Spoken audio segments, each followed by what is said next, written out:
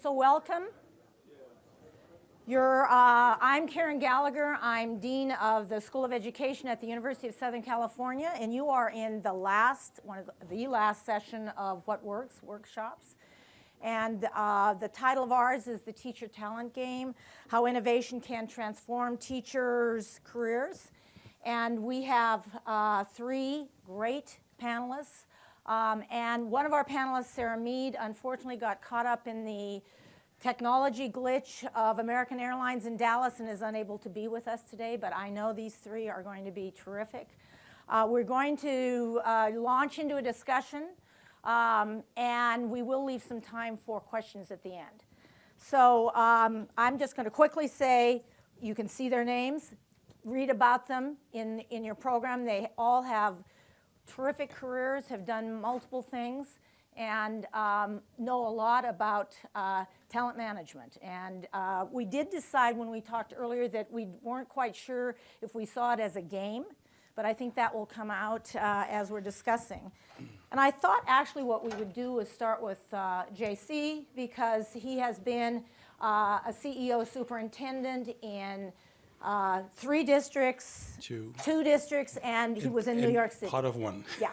So he has come into Rochester and to Chicago. And I'd like to maybe have you tell us, what did you find in terms of talent management and teacher development when you got there, and what did you do to make it better? So it's a great question. It's a first of all, a very difficult thing when you look at policy, practice issues, and the gap between the two. In Rochester, we had sort of an established culture in the city, one that predated me, but tenure was easily attained. Most people who were there more than 17 years. About $40 million a year spent on professional development, but not targeted. And principals, of course, had little control over their staffing. But again, that went back to state law. In Chicago, principals had great autonomy around the team creation of teacher teams. In fact, almost a detriment of teachers, frankly. If you were tenured, you couldn't transfer from school to school. So the idea of systemic bumping didn't exist in Chicago. Yet, these exact same issues you find in places where state laws or policies dictate or control, and the results you get, around 98% of folks being highly effective, existed in Chicago. So even though principals had great autonomy on human capital, did not know how to create a team of people to do what had to be done. So there, I think we had a practice gap versus a policy issue. So the issue is never simple, as you can imagine. But watching that in different cities, from New York to Rochester to Chicago, I think practice is the biggest impediment that I've seen across the country. So let's get Kevin and Kathy in. You're both with places that do professional development and other forms of talent development. So what's been your experience in working with, because we're going to focus on K-12 and on schools and teachers. So what's been your experience in terms of the notion of talent development in thinking of teachers from who you recruit and then their development through their careers to become both more effective and become master teachers? Well, I'm with a company called Teachscape, and we have provided for over a dozen years online professional development resources that are used in K-12 school districts. In the last couple of years, we've built out something that we call the Teachscape Effectiveness Platform, and it consists of some very robust diagnostic tools to evaluate teacher practice, as well as the professional learning resources. But one of the most important and powerful parts of our effectiveness platform is really the training that we offer to observers around Charlotte Danielson's Framework for Teaching instrument. And it has proven to be an extraordinarily powerful offering because it establishes a common language between the principal and the teachers about what great practice looks like. And Charlotte herself is somebody that is very accessible and has been really a friend and an advocate of the teaching profession. But the instrument that she developed is so straightforward and so clear and so understandable that what we have found in our client base is that just the process alone of training all of the administrators and all of the teachers in this common language of teaching practice kind of catapults everybody into a new space where they can begin to have conversations, collegial conversations about what it means to develop teaching talent. And so I would say that is one of the most important elements of establishing what should become a lifelong continuous improvement process, but it's got to start with a definition of what it is that you're aiming for. Kevin? I think thinking about the group in front of us, I would address the question in 4 ways, maybe as a challenge to the innovators here, or a couple of thoughts, 4 thoughts actually. Simplicity. We have lots of great ideas, but we tend to complexify them, and then we go out to schools and we kill them. So be simple in whatever you do.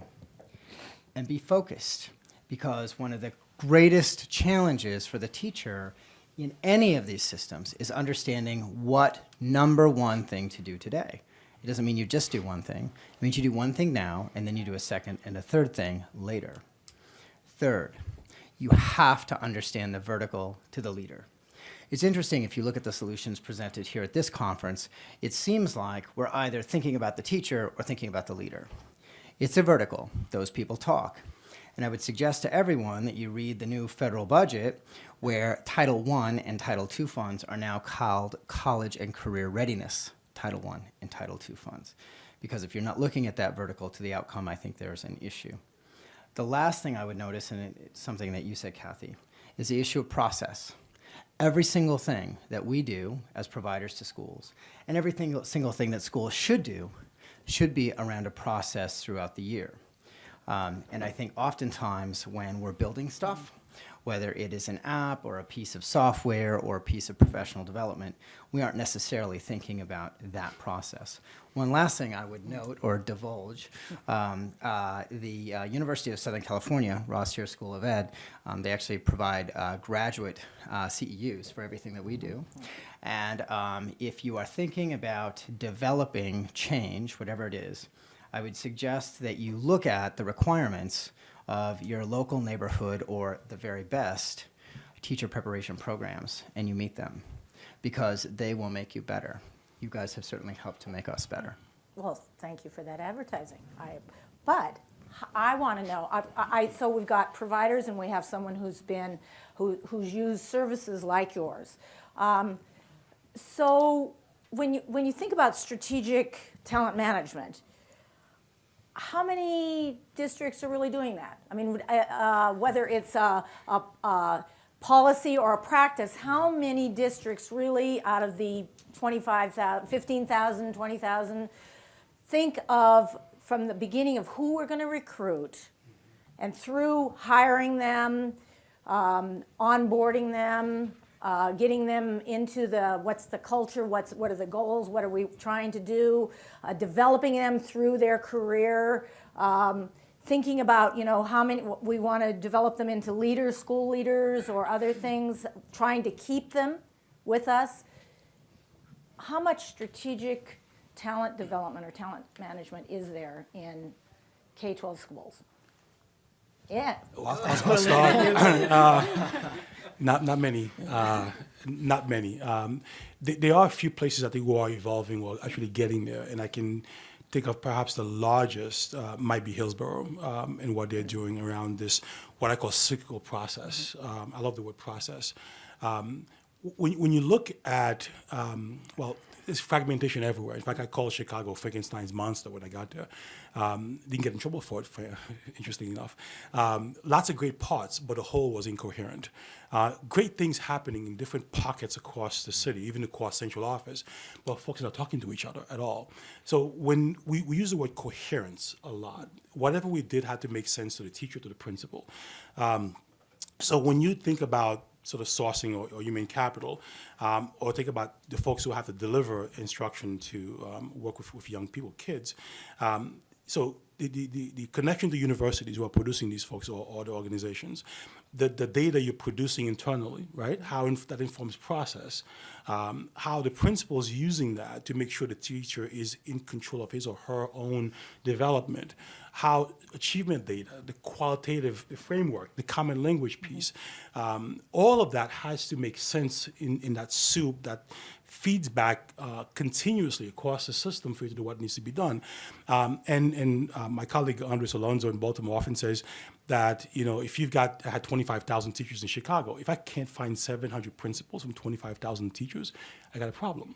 And the fact is there's no sort of ladder system to really encourage people to become leaders. So it's not just one of professional development or even one of accessing the university system and finding out who's good, who's not good, but what's the career ladder that exists within a structure to allow people to move within the profession, and how is the data feedback and loop back, whether it's qualitative or quantitative, informing the process, informing university practices, school practices, systemic practices. Right now, everything that we have is so fragmented.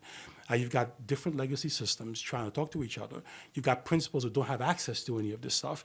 And so let me just step back. So within Chicago, what we try to do is to create this flywheel system that would inform all of that.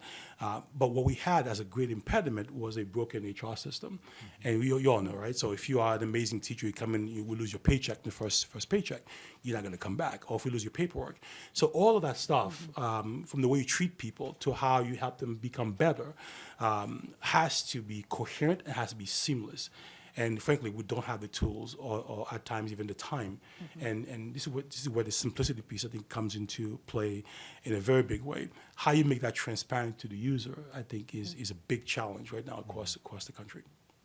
If I can piggyback on that, you just used a word that was the first one I wrote down too, and it's about transparency. So, if you're, I don't know what the data is. It says how many school districts are using really a strategic human capital management approach, but I think it would be unfair of the K-12 public school district industry, if you will, to hold them up as an example of kind of poor practice, because the reality is that most industries today are just really beginning to get to the point where they have the kind of transparency that will allow them to take a strategic approach to and developmental approach. That's the most important thing around human capital. So we've migrated kind of the entire ecosystem, if you will, has migrated from one of human resource management, which is about work process, to human resource information systems, which is beginning to collect data,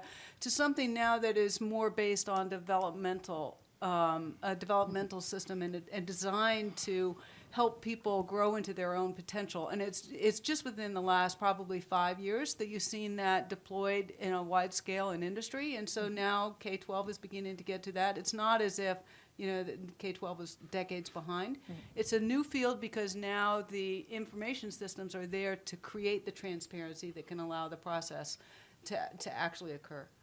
And is that the innovation? I mean, our title is How Innovation Can Transform Teachers' Careers. Do you think what you talked about, Kathy, in terms of having the information system, is that the innovation that's going to perhaps propel? Because you're right, I read like 5% of corporations really think of talent management when they're looking at their employees and what they're doing. So, no, schools are not behind what's going on. Yeah, they're not tremendously behind the curve. I think it's one of the innovations that will certainly make a difference. But I was in this room yesterday with another panel of educators and asked a question about their experience with innovative approaches to recruiting and retaining teaching talent. And one of the themes that emerged from that conversation is that there's really a crying need to change the way in which the teaching profession is perceived. Because it has not been at the top of the list of careers to pursue for most of the best and brightest students, although it should be.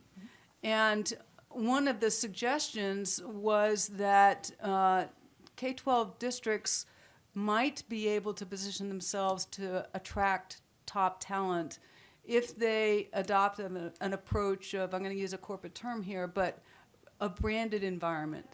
An environment that they create for the talent that comes into their districts that that number one offers the people working in those districts access to market-leading technology, a promise that there will be a lifelong investment in terms of helping them develop their potential, and that those kinds of innovations will help create the climate where you've got the higher potential people that are really interested in coming into the field. You know, you asked me though, and I want to offer a Danger Will Robinson moment for all of us in the room, because I think we've all been pretty terrible at promising lots of things that we couldn't deliver, at least if you've been in the industry as long as I have. I've never done that myself. One, I don't think it's a system. It's not a piece of software. It has to be systemic. Look at the unions. We deal with 30% of the districts in the U.S., and day after day we have unions coming to us asking how can they be a part of that solution. So there's a policy issue there, and I would never want your job, my friend, with the, the union there in Chicago. But I think even they are turning some of their eyes. So I think you have to look at the policy issue and how you can engage them, if you can engage them with a solution. I also think it's standards. If you look at the new CAPE standards that are coming out or are out now, these are the standards for accrediting teacher preparation programs. And by the way, there's no really good solution there. So if you're looking here to make something, that's something to look at, a really good solution for helping implement those. The last thing I would note about, you know, I think it's not just one thing or two things. There is a growing body of knowledge and information. Wallace Foundation report on leadership development and the TIE is one of the latest. Whatever we do, whether it's the tool or policy or pulling it together, I think you have it exactly right, and it is developmental. And the standards are also developmental. I don't think that the era of accountability and punishment can go on. I think that's where we're moving into it, but it's only going to take a couple of really big lawsuits to move us past it. Let me just throw out what I've heard a lot in the last couple of days from about the fact that we're failing the students in our K-12 schools, that they're not learning the not only knowledge but skills. And today at lunch I heard in terms of values, and we're not, the colleges and universities are not preparing people to go out and have the knowledge, skills, and values necessary to be good employees. And we've always heard that schools of ed do not prepare the kinds of teachers we need. So given all of that, and that we know we need to do a lot better, how do you reconcile this with the notion that we got to hire people, districts and schools have to hire people? It seems to me that this notion of talent management is the fact that you don't expect people to come in fully developed if they're new teachers, and that the school district and the school has some responsibility in developing employees.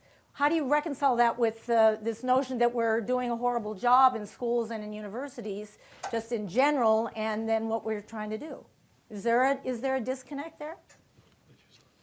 You all looking at me to start here? Go ahead. I was going to say, first of all, if we were all doing a perfect job in schools, none of us would have a job trying to help them out. So I think sometimes the real reality is in the middle.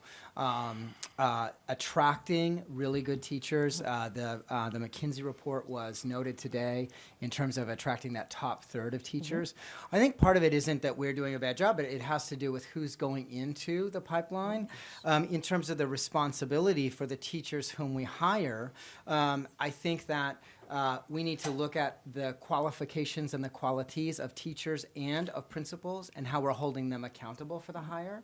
But also from the policy impact, once a teacher is in, depending on the state or the union, there's very little that you can do, right? So if you were going to focus on one point, it is, hire no one unless you know they're fabulous. Unfortunately, Chicago is a good example, highest rate of emergency certification in the state of Illinois. So you have to have some warm bodies. Well, I think if you go back to the lunch room, the lunch conversation around what some refer to as soft skills or non-cognitive skills, and I hate that expression, frankly. So the question, frankly, is what do you expect schools to do, whether it be K-12 or higher ed? We've not really defined that very well, frankly. When you look at the teaching profession, the box that we are operating in is obsolete, right? So if you take a look at who's coming in the profession now, vis-a-vis those who came in the late 60s or 70s, it's a different generation. Yet the rules and practice are exactly the same as they were 40, 50 years ago. Today's teacher want agency in their profession, right? I'm a big believer in providing differentiated systems of support and pay. And even with Karen Lewis in Chicago, as we talked, she actually bought into the concept of market factors. She was a lukewarm. We can talk about that. The idea of a career ladder, she loved. She was willing to listen around performance pay. Her issue is that she doesn't trust the data. She does not trust the assessments that we use. And in Illinois, it's a great place to be. So when we were building our evaluation system with Teachscape, what we didn't have, so we had an amazing partner in providing support for developing principals around their certification for evaluation. We didn't have an entire assessment suite from pre-K to 12 that really sort of scaffolded nicely and that provided the kinds of information we were looking for. So for instance, I don't believe there is a pre-K to 2 program that really measures teacher efficacy without hurting kids. So it became a huge challenge. And I have some colleagues in the audience who actually help us look at NWEA and other places for solution. So systemically, and I will agree that there are some solutions in the technology for providing support and training, but when you look systemically, it is not coherent, right? How do you provide the feedback back to universities about how their graduates are doing and how they have to change practice to meet the needs of today's student? How do you allow a principal to use that kind of information to develop a teacher? How do you make it really simple for someone who's really busy in terms of developing their cadre of teachers? Last thing I'll say is that Rachel Curtis just published a piece on today's demand on teachers or schools, and that the principal can't do it alone. You need teacher leaders who actually help do that. How do you identify those folks? How do you create a kind of structure for them to work together? So I'm arguing very simply is that there is no coherent, systemic, I see, solution to actually help school leaders do what has to be done in today's demanding environment for schools and for kids. I'm going to be a little bit of a contrarian here in this. I may be the only one in the room, but I was actually a little put off by some of the parts of the conversation today about educating people for jobs, because I'm one of those more old-fashioned people that has believed in educating for citizenry as opposed to just jobs or employment. And I am still a believer that, and my advice to my children who have just completed their college education is that choose a major that will inspire you, not a major that you expect necessarily is going to lead to your entry-level job. And I think that, and I know that many of the speakers today weren't limiting their comments to the idea that all you have to do is get a job and that's all education is designed to do. But when the conversation focuses on just that, like, is your major going to get you a job as soon as you've graduated, I think it narrows the objective that we're all after, which was articulated quite well at lunch, which is to say, how can you create learners that take responsibility for a process that should be in place throughout their life. And I was sitting and listening during the lunchtime conversation and thinking, isn't that exactly what we want of all of the teachers that are going into public education, is that they know how to be responsible for their own learning. And sure, they need to have a system that gives them resources, and they need to have coherence around some of those resources, but they also have to have in their own personality and in their own motivation and ambition the desire to advance and to take responsibility for that. And I think the good news is that most teachers in the profession do. And unfortunately, it has been a system that hasn't been arranged well to support them in that endeavor. And hopefully we're on the verge of seeing a new approach that can support them in that endeavor. Just add to that, I do agree about the idea of preparing young people for life. But at the same time, we can't lie to young people in universities and colleges and say, if you have a degree in psychology, a BA, you're going to be a psychologist. I have a degree in chemistry, and I went after college trying to become a chemist, and of course, I couldn't become a chemist. I was a bottle washer for a lot of folks until I got tired and left the profession. So we also have to talk about the education, the careers piece. It goes back to what you teach in school. And for me, frankly, part of the solution is to make explicit within the core or whatever pathways, the kinds of skills young people will need to survive and do well. Because unless you're a trust fund baby, you got to get a job after college.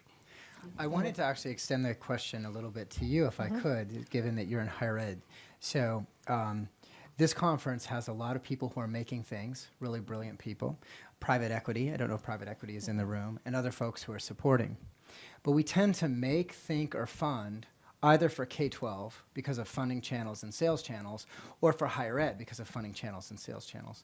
From your vantage point, because you see them at the beginning as they come in, and then as they come back, what do you think would be a good idea to help systemically all the way? And do you see any systems that actually take it from the teacher coming in through higher ed all the way to then going back for PD? I don't see any systems that are in place, but I do think that one of the advantages that schools of education have in universities is that we do link with K-12 much more than many of the others do. I mean, there are others, but we have a direct link in that when we're preparing teachers and principals and other leaders, we are working, we hope. I mean, we are working a lot with school districts. And I will give you an example of one of the things we're trying to do, which we're finding very difficult, and that is students who we're graduate only. The students who graduate from our Master of Arts in Teaching, we make a commitment that our students will affect a year's worth of growth, however a district measures it, or we will work with them, work with our graduate and the principal and the school to help improve what they're doing. So we don't think they know everything, but I will tell you, we can't do it alone. I mean, now this is within the last couple of years that we are trying to implement this.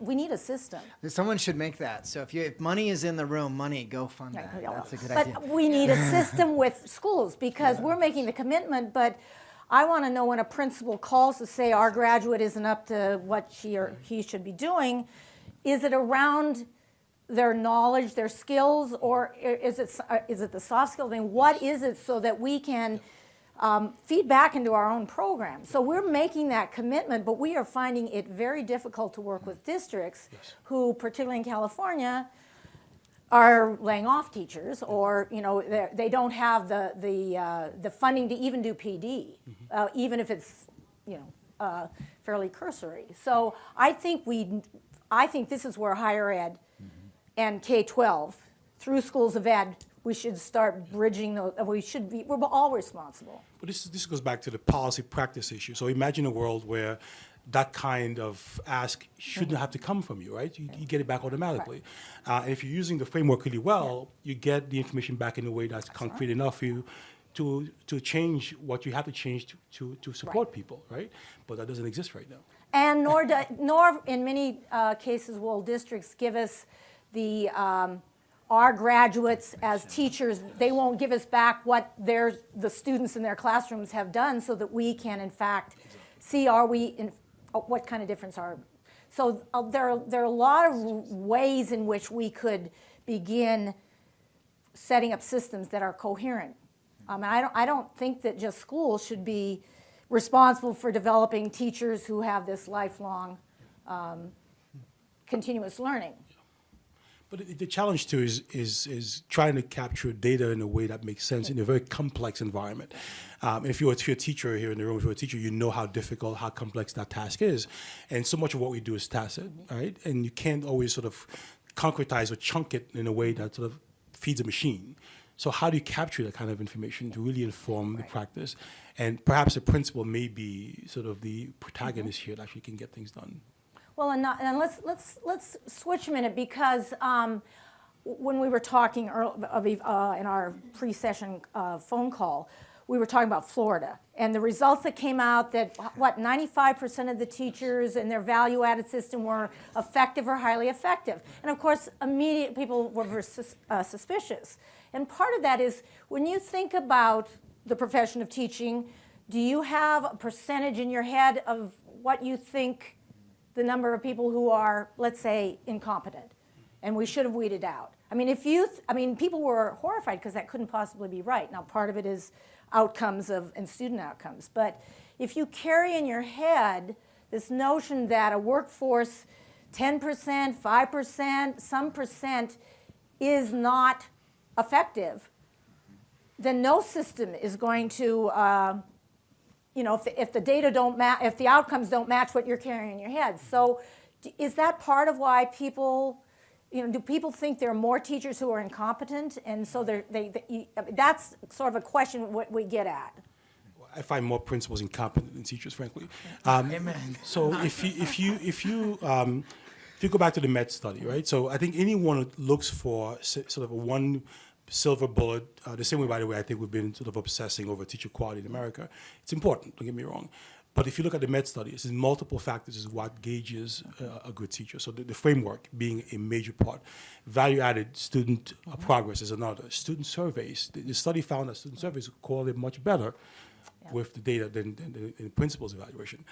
So if you look at multiple factors, you paint a better picture. It's not perfect, but a better picture. So I think taking one slice and saying, well, that's bad, I think is really not the way to look at this. And any extreme, frankly, 98% or 10%, I think is bad, somewhere in between, which is why I say that it's a very difficult task. It's a combination of things you've got to do to really begin to paint a picture over time of how effective somebody really is. I think also you have to think about safety. I do a lot of work in Florida, and because they're now linking to pay, there's enormous pressure on the principals to give good scores because they know that it's going to have an impact on pay. So if you're out there making something in this area, think about how you make it safe for a principal to give that feedback and rate. But also, I don't think a grade means anything. A grade doesn't mean anything for a student. Grade doesn't mean anything for a teacher. So I think we have to nuance or go to that next level, which folks like Teachscape, folks like Charlotte Danielson and Bob Marzano are trying to help us do. But the last thing, and it's really missing, and I'm waiting. I mean, I think the Met study, the most revolutionary part of it was what you just said, Jules, and that is that student feedback was as reliable and valid, and that the teachers actually were more open to it because they trusted the kids more than they trusted the administrators. If we could and it was cheaper, right? It was cheaper to get some of that data. So how do we empower that voice also? Okay. I don't know if you saw in the paper this morning, let's go with Florida, there are 6 teachers who are now have filed a lawsuit because they were part of their the value-added scores because they taught either grade levels or subject matters that didn't have test scores. They were rated on overall school, and one of the women featured had said, she had gone from very effective to only effective because her whole school was not as effective. And I mean, to me, that speaks to a bad system, not that we ought to be, that there are ways that we can hold the performance of teachers accountable. So does that surprise you that that's a way to, that's what Florida's using for value added? Go ahead. Well, so it's a thorny issue. Yeah. I guess that's the best way to start, right? Okay. So I think everybody in this room would acknowledge that there needs to be some kind of measurement of the desired outcome of an education process if you're going to judge teaching efficacy. But there are obviously a lot of drawbacks to using high-stakes student testing as the only measure of that. So the majority of teachers aren't they don't teach tested subjects. And so these 6, I believe, are in that category, yes, right? And so they just got put into a basket with the next best thing, which is supposed to be a proxy for their own efficacy. I don't have the answer to it. I would not presume to even try to come up with the answer to it because I'm not qualified to comment on this thing. But I think that the industry is grappling for coming up with some kind of a procedure by which student outcomes really can be validly incorporated in teaching evaluation. What's important, though, also for us at our company is to always come back to reminding ourselves that at the end of the day, the value of spending the time and effort and money in creating teaching evaluation systems will only come if the end result is that there is insight as to how to help teachers continue to improve. And so that ultimately, hopefully, the student growth measures that are adopted are the ones that will provide further insight along those lines. Just building on that, this is where I think coalition actually can help. So in Chicago, we actually had in non-tested subjects using school-wide literacy as a proxy for that. And whenever I got pushed back in teacher meetings, what I would say very simply is the following: multiple factors, not just one, right? Is how we measure. The principle using the framework, conversation 3 times a year, 4 or 5 times a year, counted much more than the other pieces. Student surveys was another slice. It was a very small part of the 3. And I'm not one who believes that if a teacher fails the first year, he should be fired. I would have been fired my first year as a teacher. So not, it's one you develop over time. But if you're watching year after year, you're not getting better in multiple factors, then you can say, you know what, it's not just that, it's a lot of other things you're not doing really, really well. So if it was just 1 year, one thing only, then they have a valid lawsuit. But if you're looking at successive years, frankly, and you're seeing lots of things adding or correlating, then you know what, I think you have an argument. Kevin? I get on a plane in a little bit to go to Tallahassee. Yeah, and I will likely be picketed again, in part because of that issue. So if you see me on the news or I don't come back, you'll know what happened.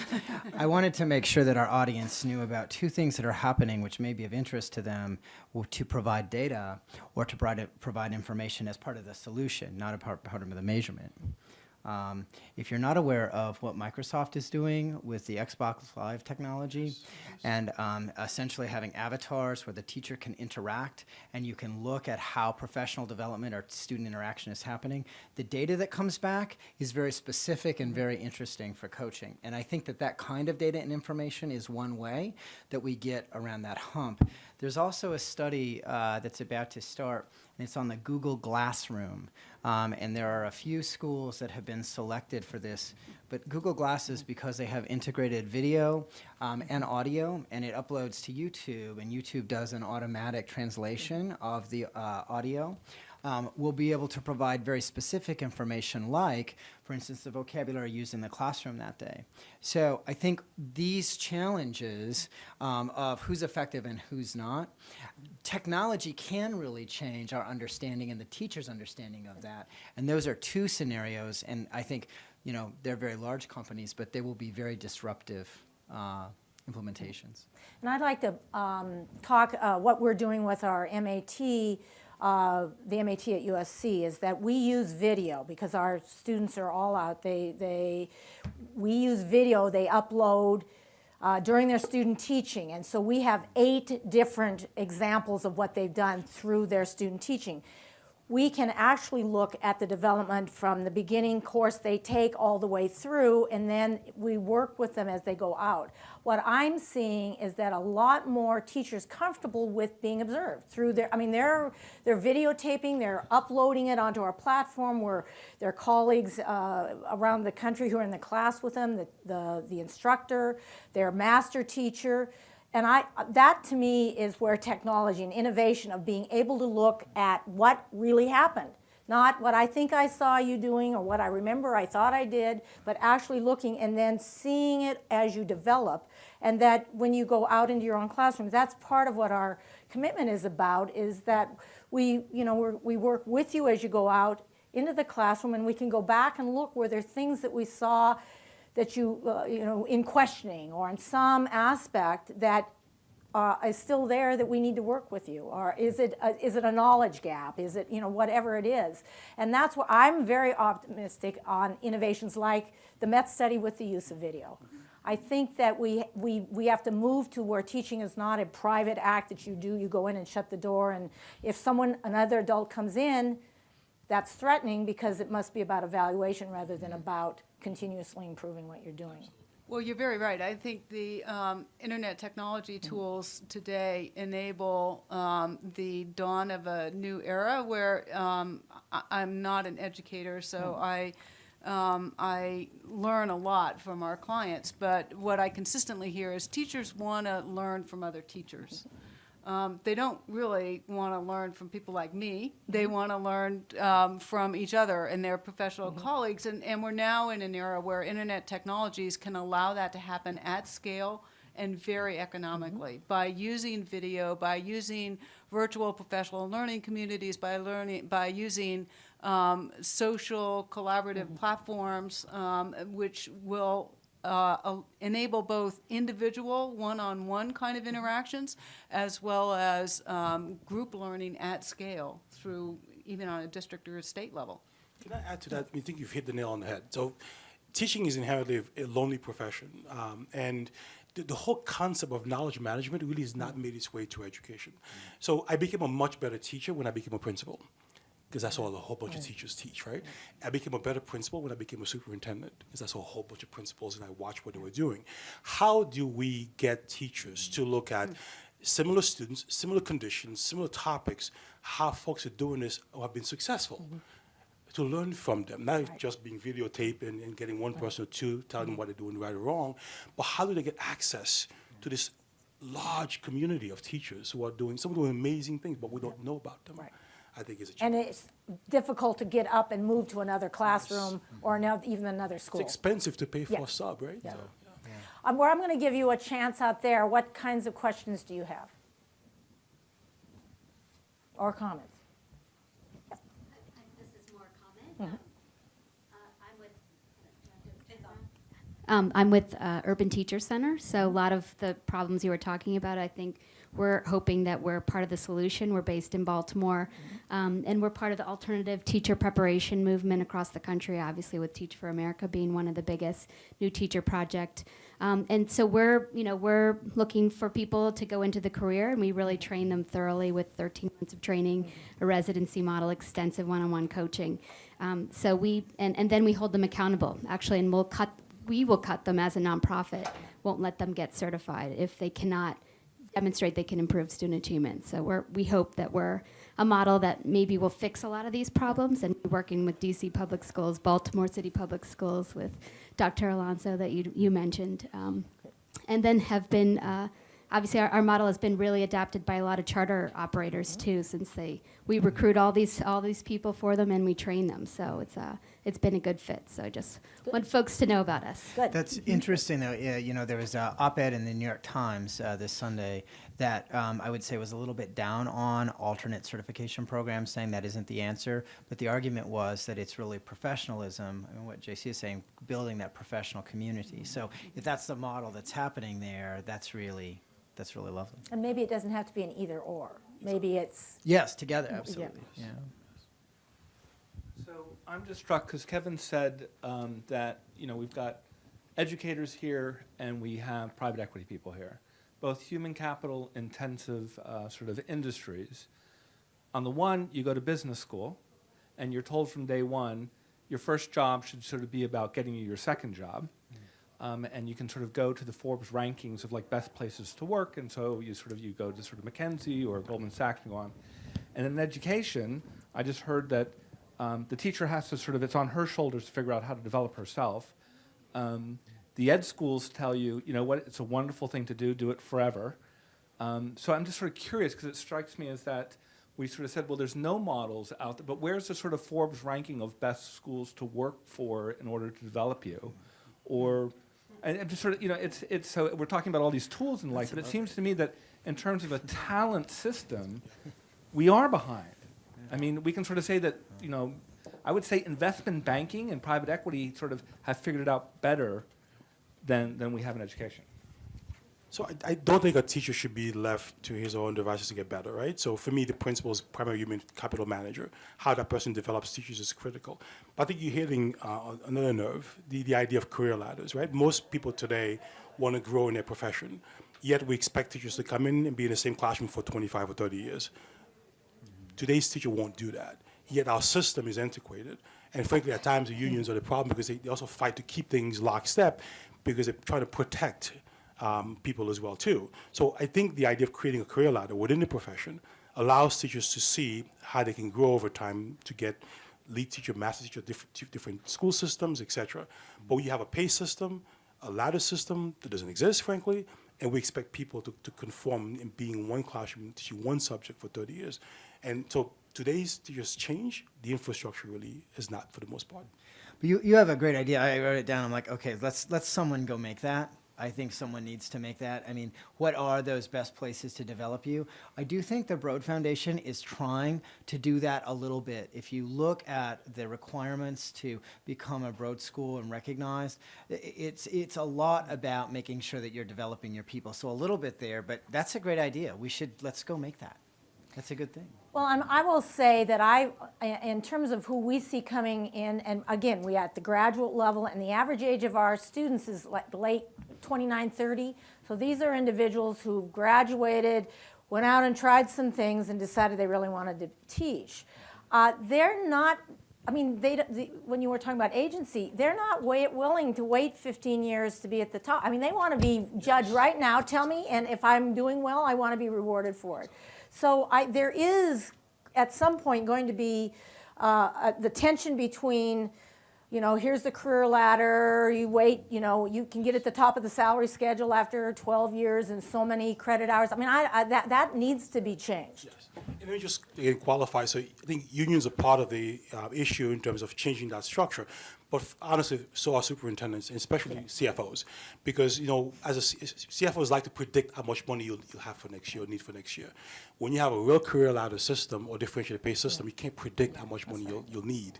That makes the bean counters or the soups very nervous. So all of us have to change. Is Goldman here? And by the way, another problem we have, because when we tried to build this in Chicago, we couldn't find the right modeling. So it doesn't exist. Back here? So you're each talking about, and I think the whole conference is about the idea of ed reform and what technology is going to bring to ed reform, and you're talking about the human resource part of it. But I was recently sitting with a group of us who are sort of in the trenches in charter schools and district management, and we were talking about the ed reform backlash that is currently happening. And so I'd like to just hear your thoughts about how that's going to affect the human capital, preparing teachers and principals and superintendents under this new model. Well, as someone who has been on TV way too much lately because someone was picketing or mad or whatever, what I like to say is I think the facts will out. If you keep focused on the facts, on the data, 25% of our kids actually meet all 4 college and career readiness criteria. United States Chamber of Commerce, they're just about money. They're behind part of education reform. I think you start to diffuse some of that, and actually, I think speaking the truth has a lot of value for people who want to go into the profession and for people who are in the profession. Unfortunately, for many of us in industry, we become just as political as the politicians, right? So, I think for any of us, if we can speak the truth and hope they still like us, I think that it will get us, further down the road. So I'm going to say that I don't think the facts will help us, frankly, when it comes to the backlash. If you look at Bridgeport, Connecticut, I think it was a great case study to see how well-meaning reform was shot down by community, although the facts show that it was really a city in desperation. The fact is, I think the way it's going to change is through changing hearts and minds of teachers. When you look at like E4E, Educators for Excellence, and other kinds of teacher groups who are coming up, who are pushing the change in dialogue and conversation, I think that's how you're going to see this change. There is a change in narrative within the reform movement, and a lot of us are tone deaf, frankly, and not listening. This is why people like Karen Lewis got so much ground in Chicago and then created a strike. If you ask 18 teachers why they were striking in Chicago, you get 19 answers, because she leveraged that piece. we don't have that kind of sort of army on the ground to change hearts and minds. We've got to listen, frankly. We have to understand that the public in public institutions, we have to pay attention to that. And frankly, the teaching profession will change by teachers. We have to keep pushing from the outside, but we have to change people's hearts and minds and get the folks within the trenches to change the conversation. I'm the founder of edweb.net, a professional social network, and we really help educators go online and participate in their own and developing their own professional skills, particularly using technology. And the thing that we see is so much passion, on their part when they can connect and learn from each other, case studies and all the opportunities for that. They're so motivated by it, but they're not getting credit for doing those kinds of activities, and it's really a struggle for them. Technology issues like bandwidth, if they want to go online and use facilities, how hard that is, and also often pushback from administrators in their district of shutting down sites and not giving them access. So just like to hear some of your thoughts on that. I mean, these teachers who really do want to, take a role in improving their skills and abilities are being very frustrated in that and not getting the credit for it. I think the IT infrastructure that exists in school districts is a significant problem, obviously. I mean, it is, in our client base, so we work with over 2,500 districts, and it is the exception, not the rule, that we don't have to spend a fair amount of time working through IT issues just to get access to basic web browser delivered kinds of content. So if there is a single area of investment where I think it could change things significantly for teachers, it's around upgrading them so that they have the same kind of access to IT resources that corporate America has. In addition to that, time for teachers to be able to do that within the structure of their school day. Right now, it's weekends, it's after school, and it goes back to leadership, school and district leadership, to allow that kind of room for people to practice, and talk about their craft. And perhaps to stop trying to turn it off. The kids are getting around it. I was recently giving a training. Yes, they are. I couldn't show the video of Abraham Lincoln. It was called the Gettysburg Rap because it was blocked in the service center. Just stop. Give it up. The kids are already in control. Okay, I'm going to play timekeeper here. I want to thank you very much, and let's show our appreciation to our panelists.